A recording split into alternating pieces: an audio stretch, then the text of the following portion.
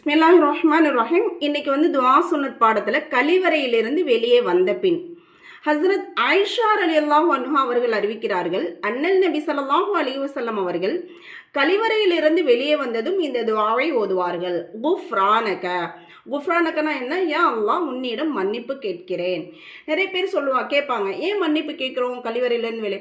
நம்ம அன்றாட எவ்வளவோ பாவங்கள் செய்கிறோம். அதுக்காக நம்முடைய வயிற்றில் இருக்கக்கூடிய அந்த கழிவுகளை வெளியேக்கலைன்னா அது ஒரு பெரிய பிரச்சனையாக போயிடும். ஹஸ்ரத் அனஸ் ரலியல்லாஹு அன்ஹு அவர்கள் அறிவிக்கிறார்கள், அண்ணல் நபி ஸல்லல்லாஹு அலைஹி வஸல்லம் அவர்கள் கழிவறையிலிருந்து வெளியே வந்தவுடன் இந்த துஆவை ஓதுவார்கள். அல்ஹம்துலில்லாஹில்லதி அதுஹப அன்னில் அதா வ ஆஃபானி. நோவினை தரும் அசுத்தங்களை நீக்கி எனக்கு சுகமளித்த அல்லாஹுக்கே எல்லா புகழும்.